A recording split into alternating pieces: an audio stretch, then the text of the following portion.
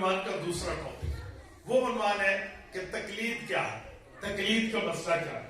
یاد رکھیں دو چیزیں ہیں، عقائد میں سب سے بڑا عقیدہ توحید ہے، مسائل میں سب سے بڑا مسئلہ تقلید ہے۔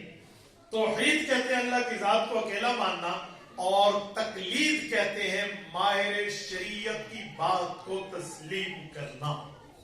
یہ لفظ تقلید، ماہر شریعت کی بات کو ماننا۔ تو شریعت کے ماہر کی بات مانی جاتی ہے کیونکہ دنیا میں ہے ہی دو گروہ، یا ماہر ہوگا یا اس پہ اعتماد کرنے والا ہوگا۔ اگر اس کو بھی آسان کراؤں تو یا ڈرائیور ہوگا یا سواری ہوگی، یا پائلٹ ہوگا یا پیسنجر ہوگا، یا امام ہوگا یا مقتدی ہوگا، یا ڈاکٹر ہوگا یا مریض ہوگا، یا حکمران ہوگا یا رعایا ہوگی۔ تیسری قسم اس دھرتی پہ موجود ہی نہیں۔ یا ماہر ہوں گے جو دین کے ماہر ایکسپرٹ ہیں، یا ان کے فالوورز ہوں گے، اتباع کرنے والے ہوں گے، ماننے والے۔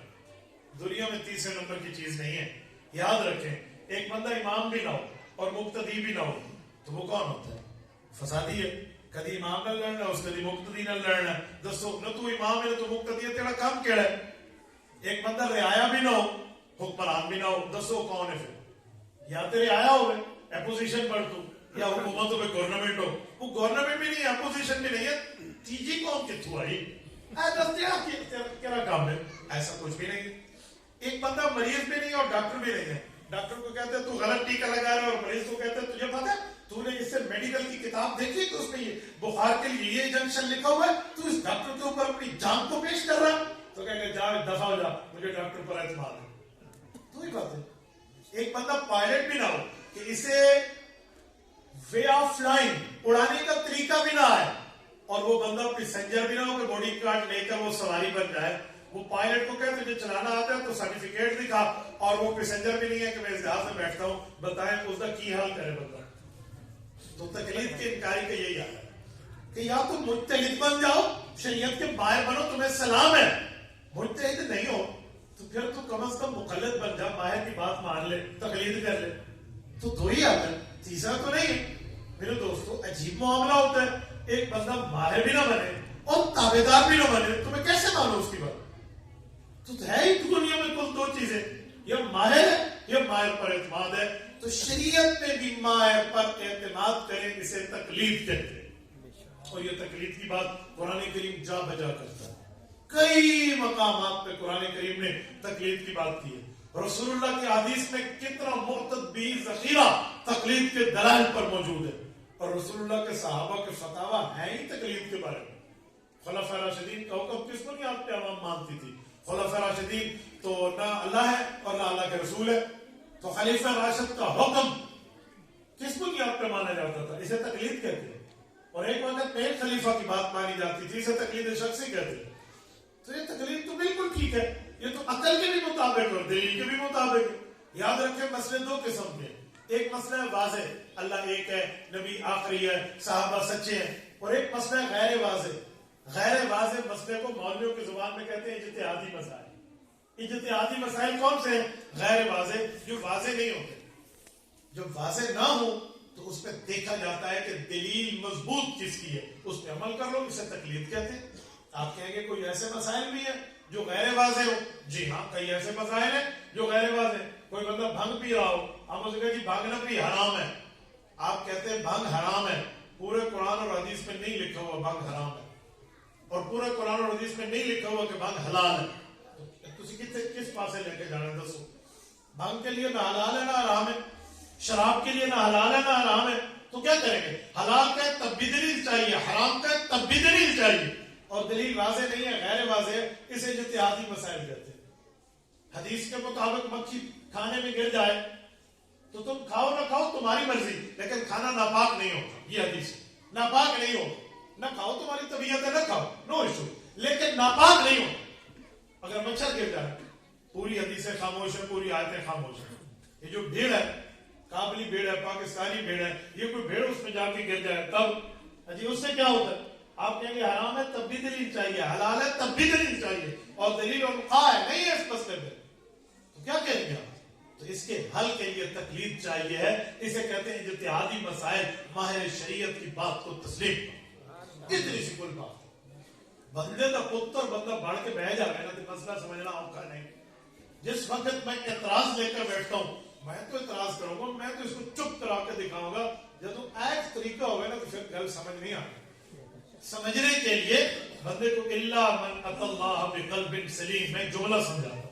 یہ دیکھیں یہ گلاس ہے, مجھے جگ دکھا, یہ جگ ہے, اس میں پانی ہے اور یہ خالی ہے. مثال دے رہا ہوں, اس گلاس میں اس جگ سے خود کو بھروانا ہے. بھرنے کے لیے 2-3 شرطیں ہیں. سب سے پہلے یہ گلاس سیدھا ہونا چاہیے تاکہ پانی جائے, یوں نہیں ہونا چاہیے اینجو میں تجھے کو پانی بھر کے بھی کھاؤں. اور جاگتے چھوٹی چیز ہے, پوری ٹینکی لے کے آؤ پھر بھی گلاس نہیں بھر سکتا. جاگتے وڈی ہے, وڈی چیز نہیں, بڑی چھوٹی چیز ہے. اس کے لیے پہلا شرط ہے یوں ہونا چاہیے. تبھی میں نے کہا بندے کا پتر بڑھ کے بندہ بہ جائے نا, اعتراض نہ دماغ نہ ہوئے تو پھر ماہر دے کو شفا لبدی. آپ ڈاکٹر کے پاس جائیں کہ میں نے دوائی لینی ہے, تو اگر ڈاکٹر ہے تو آپ کو اعتماد کرنا چاہیے. اور اگر ڈاکٹر نہیں ہے, وہ خود کو ڈاکٹر کہتا ہے تو انہیں ٹھڈے مار کے بگانا چاہیے. تو مجتہد کی بات مانے. ہم امام اعظم ابو حنیفہ رحمہ اللہ کو مجتہد مانتے ہیں. صرف ہم نہیں مانتے, دنیا سے مجتہد مانتے ہیں. دنیا, اچھا آپ کو پتا ہے کسی کو ڈاکٹر بننے کا اصول کیا ہے کہ وہ ڈاکٹر کیوں ہے؟ ہم اس کی سرٹیفکیٹ تو نہیں دیکھتے. آج تک آپ میں سے کسی نے ڈاکٹر سے دوائی لیتے وقت اس کی NOC چیک کی ہے؟ نان آبجیکشن سرٹیفکیٹ دکھاؤ میرے تیرے کو ایکسپیرینس سرٹیفکیٹ, پھر میں دوائی لینی والا نہیں لینی, ہم نہیں لیتے. تو جب ہم اس کی سرٹیفکیٹ چیک نہیں کر رہے تو اپنی جان اس کے حوالے کیوں کرتے ہیں؟ ایک ہی جواب ہے کہ اس کو ڈاکٹر مانتے ہوں تب وہ ڈاکٹر ہے. تو اس کا مطلب ہے باقی شعبے والے اعتماد کرتے ہیں, بلیونگ ہے ان میں, تو ہمیں بھی بلیو اور اعتماد کرنا چاہیے. تو مجتہد بھی وہی ہے جس کو بڑے بڑے مجتہدین جو سلام کر کے گزرے. میں امام ابو حنیفہ رحمہ اللہ کا نام لے بیٹھا ہوں تو آؤ ان کے بارے میں جملہ کہتا ہوں. اس دھرتی کا سب سے بڑا دوسرے نمبر پہ امام مالک. امام ابو حنیفہ امام اعظم ہے پہلے نمبر پہ, تو امام مالک دوسرے نمبر پہ ہیں. ذرا ان سے پوچھتے ہیں کہ آپ امام ابو حنیفہ کا انٹروڈکشن رکھتے ہیں, آپ ان کا تعارف رکھتے ہیں, آپ بتائیے امام حنیفہ کون ہے؟ تاریخ بغداد کی 13ویں جلد میں امام ابو بکر خطیب بغدادی رحمہ اللہ نے قول نقل کیا ہے. حضرت امام مالک رحمۃ اللہ فرماتے ہیں انی رأیت فتى لو کلمک فی هذه الساریۃ ان یجعل عذابا لقام بحجته. فرمائے لوگوں, میں نے ایک شخص کو دیکھا ہے جس کے پاس دلیل کی اتنی طاقت ہے کہ وہ لکڑی کے ستون پہ دلیل دے اور سونے کا دعویٰ کرے تو اسے سونا ثابت کر دے گا. اس شخص کا نام امام اعظم ابو حنیفہ. سبحان اللہ. اس دھرتی کا تیسرا بڑا امام مجتہد جسے دنیا اسلام سلام پیش کرتی ہے. اختلاف کے باوجود بھی ہم اس کا نام رحمہ اللہ کے بغیر نہیں لیتے. حضرت امام شافعی رحمہ اللہ. ذرا ان کے دربار پہ آئیں, ان کے گھر کی ناکنگ کریں, دروازہ کھٹکھٹائیں, بیل دیں, امام شافعی کی خدمت میں حاضر ہوں, پوچھیں امام وقت بتائیے آپ کی امام ابو حنیفہ سے ملاقات نہیں ہے لیکن آپ ان کو جانتے ہیں؟ اب امام شافعی کا جواب سنیں. امام شافعی کا جواب بھی تاریخ بغدادی میں موجود ہے. وہ فرماتے ہیں ابو حنیفہ من اراد ان يعرف الفقه فليلزم ابا حنیفہ واصحابہ فان الناس كلهم عيال عليه. واہ, اس کی بات کر رہے ہو, اگرچہ میں نے اسے نہیں دیکھا لیکن میں علمی دنیا کے ایکسپیرینس اور تجربے کی بنیاد پہ کہتا ہوں تم چاہتے ہو کہ دین کے ماہر بنو تو پھر ابو حنیفہ عیال علیہ اسے علمی ابا مانو گے, پھر تمہیں علم ملے گا. سبحان اللہ. عیال علیہ اس امت کا چوتھا بڑا امام امام احمد ابن حنبل الشیبانی رحمہ اللہ. ذرا ان کی خدمت میں جائیں اور پوچھیں امام وقت آپ بتائیں, آپ نے امام ابو حنیفہ سے ملاقات نہیں کی لیکن آپ نے ان کو پڑھا ہے تو وہ کیسے بندے ہیں؟ تو امام احمد ابن حنبل فرماتے ہیں هو من العلم والزہد والورع والتقوى وإيثار دار الآخرة بمحل لا يدرك ممن أحد قبله. فرمایا ابو حنیفہ جب آیا اس نے اپنے بعد ایسا بندہ نہیں چھوڑا جو علم میں, تقوی میں, طہارت میں, للہیت میں اس کا مقابلہ کر کے اس کے آگے جا سکے. وہ تو وہ بندے جس کو ماہرین کو سلام پیش کرو. امام شافعی رحمہ اللہ کا ایک جملہ مزید میرے ذہن میں آیا تو پیش کروں. امام شافعی سے کسی نے پوچھا کہ آپ نے امام ابو حنیفہ کو نہیں پڑھا تو تعریف کیوں کرتے ہیں؟ انہوں نے جواب دیا حفظت عن محمد وقر البعیر، کہ میں نے ابو حنیفہ کو تو نہیں پڑھا لیکن ان کے شاگرد محمد بن حسن شیبانی کو پڑھا ہے، اور اس سے ابو حنیفہ کے اتنے علوم پڑھے ہیں ان محمد وقر بعیر، کہ جسے اونٹوں کا لشکر اٹھا کے چلے، اونٹوں کی پشت پر اتنا علوم لاد دیا جائے، میں نے اتنی ابو حنیفہ کے دلائل اس کے شاگرد سے پڑھے۔ سبحان اللہ۔ تو جسے دنیا امام مانے، جسے دنیا فقیہ مانے، اسے گکھر کی چوک کا پیاز لگانے والا، ریڑی لگانے والا کہے جی میں ابو حنیفہ نہیں من رہا تو تیری حیثیت کے لیے تو کہہ دے کہ جی میں لوہے والی پول پہلی کے نیچے ٹھہرتا ہوں، میرا تجربہ ہے ابو حنیفہ ٹھیک نہیں ہے۔ اجی ابو حنیفہ کوئی لوہے والی دوسری پول کے نیچے مسجد کا امام ہے، وہ عام بندہ ہے، وہ دنیا اسلام اس کا سلام پیش کرتا ہے، اور ہم کہیں حیثیتیں نہیں من رہا، تیری حیثیت کی ہے، تو کس حساب سے بات کرے گا؟ ڈاکٹر پہ ڈاکٹر اعتراض کر سکتا ہے، انجینئر پہ انجینئر اعتراض کر سکتا ہے، آٹوکیڈ کے ماہر پہ آٹوکیڈ کے ایکسپرٹ اعتراض کر سکتا ہے، سرجن پہ سرجن بول سکتا ہے۔ بشیر موچی کو ہم اختیار نہیں دیتے کہ وہ سرجن کی غلطیاں نکالے، اس کو کیا اختیار؟ اس کے کل کے لیے اتھارٹی ہے۔ بھائیو مسئلہ یہی ہے کہ تقلید کا حاصل خلاصہ سمری یہی ہے کہ ماہر شریعت کی بات کو مان لو جو دنیا کے ہر میدان میں مانی جاتی ہے۔ جان کے لیے تو ماننے پہ آپ تیار ہیں، آپ جب انجیکشن لگواتے ہیں ایمان سے مجھے بتائیں آپ کے گھر میں آپ کو پتہ ہے کہ اس کا دوائی جو ہے یہ پیلی ڈالے گا یا نیلی ڈالے گا، سرخ ڈالے گا یا سفید ڈالے گا، اور وہ دوائی کتوں بڑھ کے آئی ہے، اس کے اندر کیڑے کیڑے اجزاء شامل ہیں، سانو کچھ بھی نہیں پتا ہوتا۔ یقال لہو کچھ، جنہوں کک کہنے رہے نا، اسے کک بھی پلے نہیں ہوگا، جیسے این بازو کرتے ہیں، ہاں ڈاکٹر صاحب دوجہ ٹیکہ لانا تو پھر اتھے لاتے ہیں۔ ہم کیوں پیش کرتے ہیں؟ ہمیں ڈاکٹرز کی بات پر اعتماد ہے کہ ڈاکٹر ماہر ہے، اور خدا کے بندے دنیا کے فقہاء اس کو سلام کر کے گزرتے ہیں، تمہیں دین کے بارے میں صحابہ کے شاگرد پر اعتماد نہیں ہے؟ ایک شخص میرے پاس ہے، مجھے کہنے لگا ابو حنیفہ امتی ہے، اس کو کس نے اختیار دیا وہ دین کی تشریح کرے؟ میں نے سر پکڑا، میں نے کہا یار بہت بڑی دلیل لائے ہو تم تو، بڑا اوکھا سوال ہے یار، میرے کو جواب اس سے نہیں ہونا، وہ تھوڑا مزید پھنڈیا ہے، ایسے بولتے میں مولوی تیاری ہو گیا، میں بڑا اوکھا سوال ہے، ابو حنیفہ امتی ہے، امتی کو کس اتھارٹی دیتی ہے کہ وہ دین کی تشریح کرے؟ میں ایسے پکڑا یار، میرے تو پسینہ آ گیا یار، 10 یار کوئی سب کا ہی سوال کر لینا بڑا اوکھا ہے۔ وہ کہہ لگا بلسے میں نے جواب دو، میں نے کہا یار تیرے کسی مولوی نے آج تک کوئی کتاب لکھی ہے؟ آج ساڑھے مولوی بڑے کتابیں لکھے ہیں۔ میں نے کیوں کتابیں لکھتے ہیں آپ کے علماء؟ ہمیں دین سمجھانے کے لیے۔ میں نے ایک منٹ پھر کہنا کہتے ہیں ہمارے مولوی ہمیں دین سمجھانے کے لیے کتاب لکھتے ہیں۔ میں نے کہا حضور کے 1400 سال بعد 13 مولوی آئے اور دین سمجھانے کے لیے لکھے، تو ان کی کتاب مند ہے۔ 1400 سال پہلے صحابہ تو شاگرد ضرور سمجھاوے، اسی نہیں مننا۔ 13 مولوی امتی ہے، وہ کتاب لکھے تھے، حق کہتے سچ ہے، صحابہ تو شاگرد لکھے تھے، میرے اعتراض ہے شیشے بوتھا اپنا ویک کیا، شیشہ پونچھ کے میں پتہ نہیں شیشہ خراب ہو گیا۔ نعرہ تکبیر!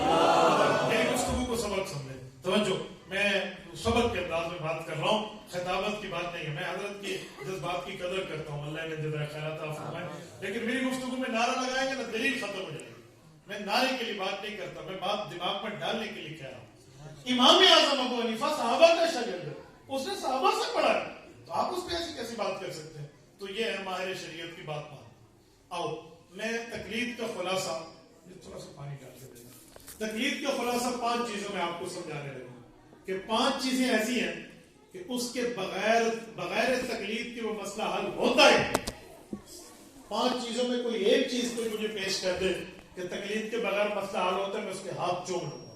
مدینہ طیبہ سے لائی ہوئی گھڑی میرے بائیں ہاتھ پہ، میں تحفہ دے کے جاؤں گا، وہ 5 چیزیں پیش کرنے لگا ہوں جس کا حل دنیا میں تقلید کے بغیر ہو، ہے ہی کوئی نہیں۔ وہ 5 چیزیں پوری دین کا خلاصہ ہے۔ اب توجہ رکھنا،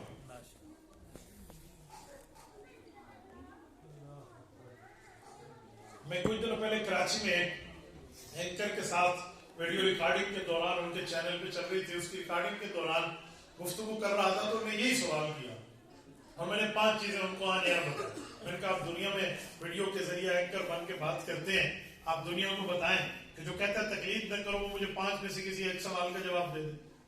وہ کہنے لگے جی بتا۔ میں نے کہا تقلید ہوتی 5 قسم کے مسائل میں، ان میں ایک مسئلے کا نام ہے، پہلے میں نام لے لیتا ہوں پھر میں وضاحت کروں گا.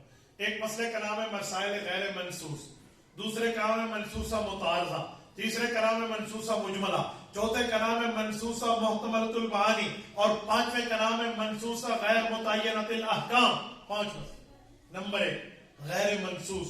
غیر منصوص کا کیا مطلب ہے؟ کہ وہ مسئلہ قرآن حدیث میں لکھا ہوا ہو ہی اس کے بارے میں کیا جواب. کئی مسائل ہیں جو قرآن حدیث میں لکھے ہوئے نہیں ہیں. میں مثال دیتا ہوں. میرا ابا جی بیمار ہے اور ڈاکٹر نے مجھے کہہ دیا ان کو اے پازیٹیو گروپ کا خون چاہیے، 2 بوتل اے پازیٹیو یا بی پازیٹیو لاؤ، تیرے ابا کو خون کی بوتلیں لگائیں گے تب جا کر ابا کی صحت بحال ہوگی. گجرانوالہ کے غیوروں مجھے جواب دیں، خون کی بوتل لگوانا جائز ہے تب بھی قرآن حدیث سے دلیل دیں، ناجائز ہے تب بھی دلیل دیں. ایک ابا نہیں کئی ابا کی لاشیں بندہ اٹھا لے گا، دلیل تو نہیں لبڑی. مسئلہ ہے ہی غیر منصوص، ہے ہی کوئی. سارا دن دکانوں میں، ہسپتالوں میں، میڈیکوز میں، میڈیکل اسٹور میں، پیرامیڈیکل اسٹاف کے یہاں یہی کام چل رہا ہے. خون کی بوتل اور لگوا دو. اور دنیا ہمیں کہتی ہے کہ آپ ماہر کی بات مانتے. یہاں کہاں کس کی بات مانی آپ نے؟ یہاں کس کی بات مانی؟ خون لگوا دیا. کیوں؟ کہاں سے دلیل لائیں گے؟ خون لگانے کا دور رسول اللہ کے دور میں نہیں تھا. کوئی بوتل نہیں لگاتا تھا خون کی. نہ وہاں اے پازیٹیو ہوتا نہ بی پازیٹیو ہوتا، نہ اے نیگیٹو ہوتا نہ بی نیگیٹو ہوتا، نہ او پازیٹیو ہوتا نہ او نیگیٹو ہوتا. یہ 6 جو خون کی قسمیں ان میں ایک قسم ملیں گے. لیکن خون تھے، تحقیق یہ نہیں تھی نا. تو دسو پھر کی کرنا ہے؟ کی کریے. اب کوئی کہے گا نا لگوا دو تو میں کہوں گا یہ بھی تو ڈاکٹر کی تقلید ہے نا. تقلید کرے گا تو پھر تو تیرا ایمان جائے گا جو فتویٰ میرے اوپر ہے، اور نہیں کرے گا تو پھر ابا جان جائے گا. کی کریں اجی ایمان جانا چاہیے یا ابا جان جانا چاہیے؟ میں تو ایمان ہی بچانا، ابا جان ہی بچانا. دسو میں کرا کی غیر منصوص مسائل ہے کہ بوتل خون کی لگوانا جائز ہے یا نہیں ہے. تو اس کا ایک ہی حل کہ شریعت میں موجود ہے. حضور کے زمانے میں پچھلا لگتا تھا جامع، اس زمانے میں خون نکالتے تھے. تو اس زمانے میں خون نکالتے کیوں تھے؟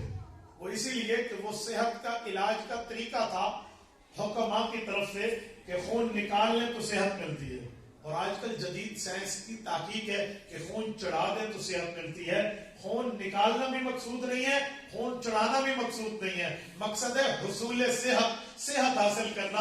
اس زمانے میں خون نکالنے سے صحت تھی، اب خون لگانے سے صحت ہے. لگا دو تب بھی ٹھیک ہے، نکال دو تب بھی ٹھیک ہے. یہ تحقیق ہے سائنس کی، یہ دنیا نے ایکسپٹ کر لی ہے.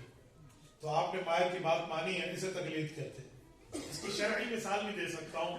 وہ یہ ہے کہ کوئی چرس کی سگریٹ بھر کے پی رہا ہوگا اور آپ اسے کہیں حرام ہے، اور مولوی بھی کھا، اللہ کے رسول چرس کو حرام آتا ہے. مطلب 2 کش بولی سے تو بھی لا رہا ہے، کوئی لائے گا نہیں بھائی حرام ہے دلیل. تو ہم کہیں گے اللہ کے رسول اور اللہ نے یا ایھا الذین آمنوا انما الخمر والمیسر والانصاب والازلام رجس من عمل الشیطان فاجتنبوہ، شراب کو حرام قرار دیا. تو شراب حرام ہے کیوں؟ کل مسکر حرام، اس سے نشہ آتا ہے تو حرام ہے. تو چرس بھی حرام ہے کہ اس سے بھی نشہ آتا ہے. یہ قیاس ہے اور یہ مجتہد دے گا. جب ماہر کی بات ماننی نہیں ہے، تقلید کرنی نہیں ہے، تو دسو پھر مسئلہ کرنا کے پاس ہے. تو پہلی چیز ہے غیر منصوص. ہر وہ مسئلہ جو شریعت میں نہ ہو اس ماہر کی بات مانیں گے تب جا کے حل ہوگا. اور یہی حل جو ہے وہ ملتا ہے کہاں سے؟ تقلید سے. دوسری بات مسائل منصوصہ متعارضہ شریعت میں موجود تو ہو لیکن ہاں بھی ہو اور نہ بھی ہو، کرنا بھی ہو اور چھوڑنا بھی ہو، دونوں باتیں لکھی ہوئی ہو. پھر اسی کیڑے پاسے جانا ہے. کرنے کا ہے نہ کرنے کا بھی ہے. رسول اللہ صلی اللہ علیہ وسلم سے دونوں عمل ثابت ہے. کیا کریں گے؟ کہاں جائیں گے؟ کس ترتیب پر عمل کریں گے؟ کیسے پتہ چلے گا کہ نبی پاک صلی اللہ علیہ وسلم نے اس کو کس ترتیب پر سمجھایا تھا؟ حدیث پاک میں رسول اللہ صلی اللہ علیہ وسلم سبحانک اللہم و بحمدک یہ اونچا بھی پڑھ لیتے، آہستہ بھی پڑھ لیتے. نماز میں روایات موجود ہے. التحیات بعضوں کا حضور نے اونچی پڑھی ہے اور بعضوں کا آہستہ پڑھی ہے. دسو کی کہنا ہے؟ اگر آپ کہتے ہیں اونچی پڑھو تو میں نے تو مقتدیوں میں آج تک کسی کو اونچی پڑھتے التحیات نہیں دیکھی. جو بیٹھے وہ کہتے التحیات للہ والصلوات والطیبات. دسو کی کرنا ہے؟ حضور پڑھتے سن، حدیثیں موجود ہے. تو اس پہ بھی تقلید آئے گی. امام ابو حنیفہ صحابہ کے شاگرد ہیں, وہ صحابہ سے پڑھ کے اپنا تجربہ بتاتے ہیں کہ عام عادت آہستہ پڑھنے کی تھی, کبھی کبھی اونچا اس لیے پڑھا ہے کہ کوئی نیا ایمان لانے والا ہوتا تو اسے تعلیم دیتے کہ اس موقع پہ ہم خاموش نہیں بیٹھتے, ہم پڑھ رہے ہوتے ہیں. اے تحقیق ماہر دیے, ماہر نو نہیں بننا تو دس کو حدیث کیڑے پاسے لے جانی ہے. ہم حدیث کا انکار تو نہیں کر سکتے, دونوں صحیح ہیں. کیا کرو گے, کہاں لے جاؤ گے؟ تو مسائل منصوصہ متعارضہ کا حل ہے ماہر شریعت بتائے گا. تیسرے نمبر پہ آئے مسائل منصوصہ مجملہ لکھے ہوئے ہیں لیکن اجمال ہے, اس کی تفصیل نہیں ہے. مثلا حدیث پاک میں ایک صحابی پوچھے یا رسول اللہ سجدے میں کتنی بار سبحان ربی الاعلیٰ کہو, رکوع میں کتنی بار سبحان ربی العظیم کہو؟ فرمایا ثلاث مرات وذالک ادنی, 3 مرتبہ کہو اور یہ کم از کم ہے, یعنی اس سے زیادہ بھی کہہ سکتے, یہ حدیث ہے. لیکن کم کی بات حضور نے نہیں فرمائی. کوئی بندہ آئے اور کہے مولانا میں تو آج بھول کے صرف 2 دفعہ سبحان ربی العظیم اور سبحان ربی الاعلیٰ کا اور اٹھ بیٹھا, دسو میری نماز ہوئی ہے یا کوئی نہیں ہوئی؟ اگر آپ کہتے ہیں ہوئی ہے تو پھر بھی دلیل بھی کہو, تو نہیں ہوئی تو پھر بھی دلیل بھی کہو. تو اس کا ایک ہی حل ہے کہ ماہر کی بات مانے گی. ماہر بتائے گا. نبی پاک صلی اللہ علیہ وسلم نے کم سے کم درجہ یہ بتایا ہے, لیکن کم سے کم مسنون درجہ بتایا ہے. مسنون میں کمی ہو جائے تو نماز ہو جاتی ہے. یہ ماہر بتائے, ورنہ تو حال ہی کوئی نہیں, تو ہو نہیں سکتا. آؤ چوتھے پوائنٹ پہ آ جاؤ. نبی پاک صلی اللہ, دوسرا پوائنٹ, تیسرا ٹھیک ہو گیا. آؤ چوتھے پہ. نبی پاک صلی اللہ علیہ وسلم کے بارے میں کئی روایات ایسی ہیں کہ منصوصہ محتملۃ المعانی, لفظ ایک ہوتا ہے مطلب کئی ہوتے ہیں. تو کیا کریں؟ میں نے آپ کو کہا کہ لفظ ایک ہوتا ہے مطلب کئی ہوتے ہیں. ایک مثال تو میں پانی کے گلاس کی دے چکا ہوں, ایک مثال میں گھڑی کی دے چکا ہوں. وہ مثال جو تو پرانی ہوگی, لوگ کہیں گے ایسے سے سن رہی ہے. میں ایک اور نئی مثال لے کے آتا ہوں, بڑی آسان مثال, توجہ رکھیں. وہ کیا ہے؟ توجہ رکھیں, مجھے دیکھیں, میں کچھ سمجھانے لگا ہوں. میں مثال دے رہا ہوں. بھائیوں کے ہاتھ میں موبائل ہے. اس موبائل کے سوال کرنے کے لیے میں 3 طریقے اختیار کرتا ہوں. 3 طریقے. پہلا طریقہ, مجھے دیکھیں, یہ کیا ہے؟ یہ جواب دیں گے یہ موبائل ہے. اب میرا انداز دیکھیں, وے آف دا ٹاک, بات کرنے کی ترتیب دیکھیں. یہ کیا ہے؟ واٹ از دس؟ یہ چیز ماہذا, کچھ بھی آپ انداز اختیار کریں, اس کا معنی سوال ہے. یہی لفظ میں ایک اور انداز میں کہتا ہوں, یہ کیا ہے. پہلے کہا تھا یہ کیا ہے, وہ سوال تھا. یہ کیا ہے؟ یہ غصہ ہے. لفظ نہیں بدلا, اس کا معنی زجر. میں غصہ کر رہا ہوں کہ یہ چیز کیوں یہ حال آئی. اب تیسرا اختیار کرو, واہ یہ کیا ہے, اس کا معنی تعجب کرنا. ایک لفظ 3 دفعہ کہا ہے, ہر دفعہ معنی بدل گیا. تو شریعت میں بھی کئی الفاظ ایسے ہوتے ہیں, کئی مطلب ہو جاتے ہیں, اور بعض اوقات انداز بھی اور ہوتا ہے